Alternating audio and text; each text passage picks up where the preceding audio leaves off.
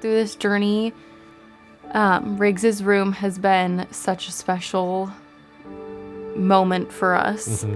We decided no matter what, we wanted to honor him by making him a nursery because he deserved it just as much as any other baby.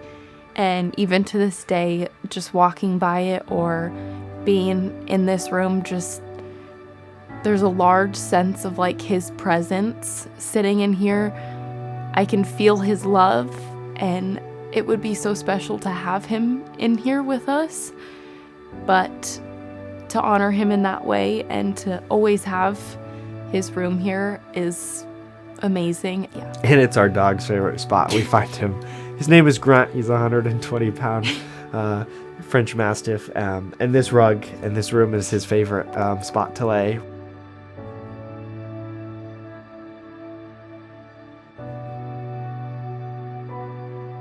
Back in September, after we got married, our dream was always to have a family super young and to have kids as soon as we could, that God would be in control of it all. But our prayer was we want them young and we want them as soon as possible. And then in November, we got to find out that we were having a baby boy.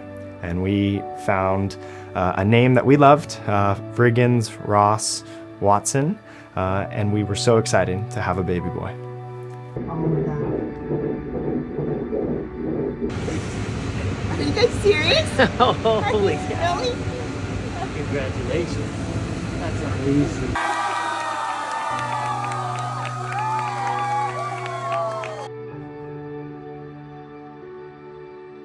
On December 20th, we went to the ER at 2 a.m. I was super sick. She did another ultrasound to check, and she told us that there was no fluid and that the chance of life was very, very slim. And so finally, in later January, we got in to see a maternal fetal medicine, and they do another ultrasound. Obviously, they can't tell you much because that's the doctor's job. But you can just tell by the quietness of the ultrasound tech that something is drastically wrong. Something's not right. Basically, Riggs's kidneys were like a bunch of grapes. And so they had a bunch of cysts on them. So his kidneys did not work. He had what they call BMCDK, which is bilateral multicystic dysplastic kidneys, meaning both do not work. He can't pee, he can't produce the amniotic fluid. With no fluid, the lungs aren't growing. And so we chose that we're going to let nature run its course, but two, we were going to do everything in our capability to give Riggs the best shot at life. Mind you, this disease is 0.01% of kids have it. So Stanford Medical, they don't even see one case of this in a year. It's so rare. And so she found randomly somebody online that had something like it, and they found a doctor that did the amnio infusions. You just had to either go to Texas or we could go to Nebraska once a week. And at that point, it was whoever could get us in quicker. And so what did we choose to do? We decided to go to Nebraska, and this was a weekly thing we signed up for. So once a week, we would go see this doctor.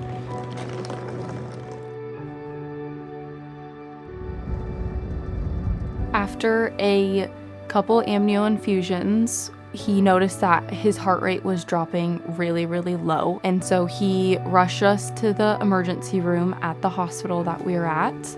And they monitored him for about an hour and gave me fluids. Slowly, his heart rate picked back up into the normal range, and the doctor felt comfortable sending us back home. So we flew home. A couple days later, I get tapped on the shoulder at like 2:30 in the morning, and Jasmine is like, "Hey, my water broke. We need to go." And so we jumped up, we threw our sweat sets on, and headed down to UC Davis. And then they did confirm that Jasmine's water broke. With kind of everything that's going on and them knowing the diagnosis, they did admit us, and we were there for 2 nights. And there was no sign of her having Riggs anytime soon. And so they gave us a couple things to monitor and to check on, and so then they discharged us from UC Davis. On the drive home, Cy had this idea that we should host a prayer and worship night for Riggs because at that point we had done everything we could for him. I don't even know how many people showed up, 50, 75. The house was packed. Every hallway, the floor, the couch, the kitchen, every seat was taken with people that cared about us, but also cared about Riggs and had been impacted by Riggs's life.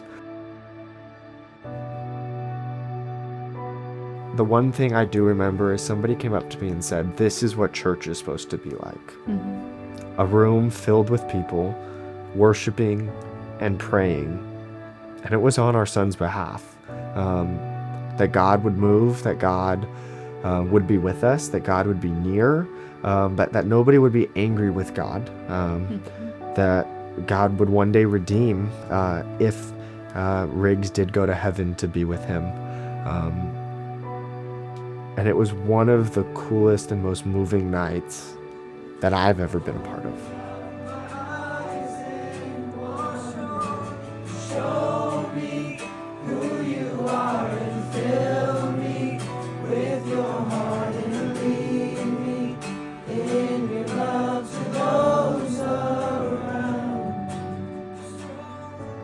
Filled with praying, crying, worship music.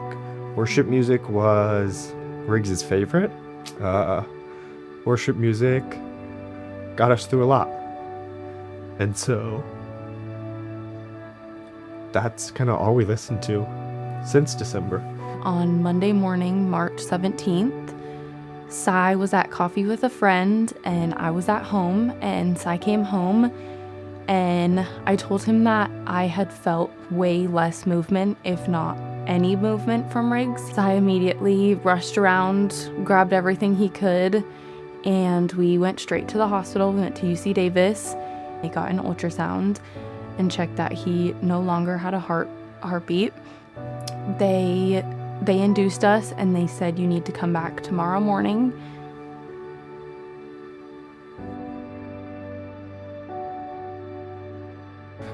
I told Jazz, I was like, we need to pack everything we can to make this as comfortable as it can be.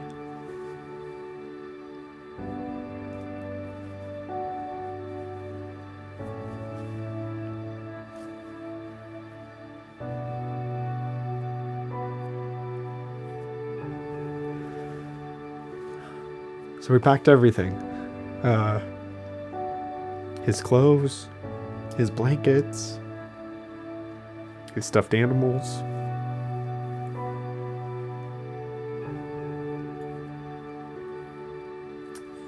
His outfit to bring him home.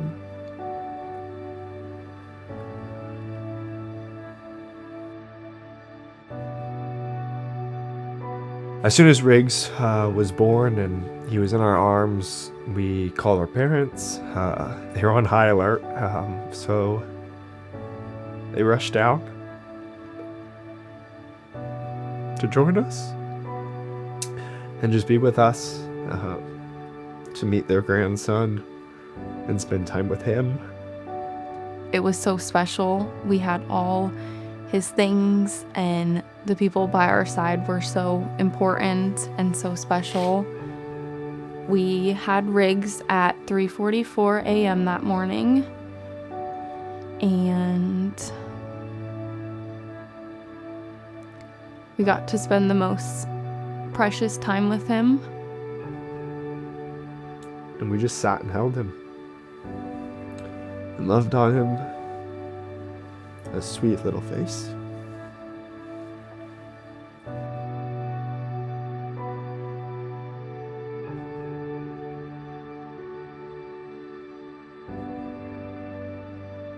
After Riggins was born, Cy looked at me and said, "We need to do something to honor our sweet boy." And by that, the Riggins Ross Foundation was created. The heart behind the Riggins Ross Foundation is simple. We believe that no family should have to choose between dignity and debt. so that no family has to be burdened by all the financial costs that are associated with an infant loss or a stillbirth. With whether that is celebration of life costs, burial costs, cremation costs, or anything in that realm, the Riggins Ross Foundation steps in to alleviate those financial burdens as much as we can through financial grants, compassionate care and love, and legacy projects that honor Riggins and the other lives that have gone too soon.